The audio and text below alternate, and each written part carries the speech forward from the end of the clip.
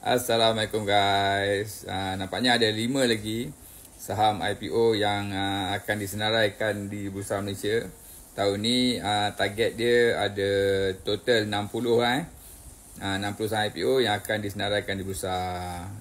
Tahun depan pun targetnya ada 60 lagi. Ini menunjukkan negara kita berkembang maju. Banyak syarikat-syarikat sumber berhad yang masuk untuk mendapatkan suntikan modal daripada pelabur-pelabur di luar sana, termasuk anda kan, untuk bagi tujuan untuk mengembangkan syarikat mereka lah, mengembang korporasi untuk jadi lebih besar kan. Dan hari ini FYI lah ada 5 lagi saham yang akan disenaraikan di bursa dan dibuka untuk permohonan awam, pelabur awam. Anda boleh membelinya dekat Maybank 7, boleh membelinya dekat Mumu kan, dekat Kentrade, dekat Kenanga pun boleh kan. Saham yang ada apa dia, saham PSP dan saham Gyohan yang akan ditutup pada 21 bulan kan hari ni. Lepas tu ada Legmat yang ditutup pada 25 bulan 11 dengan harga saham sebanyak 75 sen. Saham inilah saham yang keluarkan buat barang-barang hospital kelengkapan hospital. Lepas tu kita ada saham Orkin, saham perkapalan minyak and oil and gas.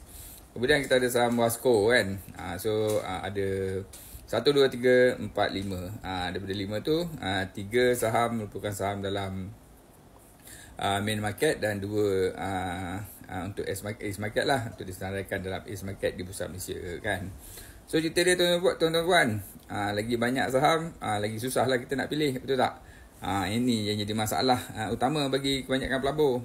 Tapi kalau kita tengok kebelakangan ini kan, semenjak kes tarif pada bulan 3 hingga bulan September yang lalu, kebanyakan saham memang jatuh lah sebab kerana pengumuman tarif Trump tu kan. Tapi kebelakangan ini nampak gaya saham-saham IPO dah mula kembali lah.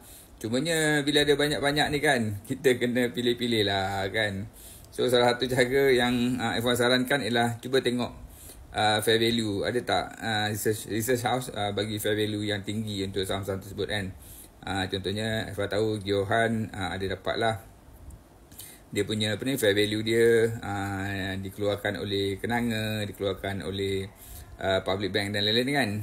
Kemudian tengok juga saham tu besar ke kecil. Kalau besar melebihi 1 bilion kan, jadi saya rasa saham tu lebih sesuai untuk institution lah. Banyak lagi yang sebenarnya kita nak buat analisis. Follow FY kalau anda nak tahu lebih lanjut. Alright, kita jumpa lagi. Assalamualaikum. Bye.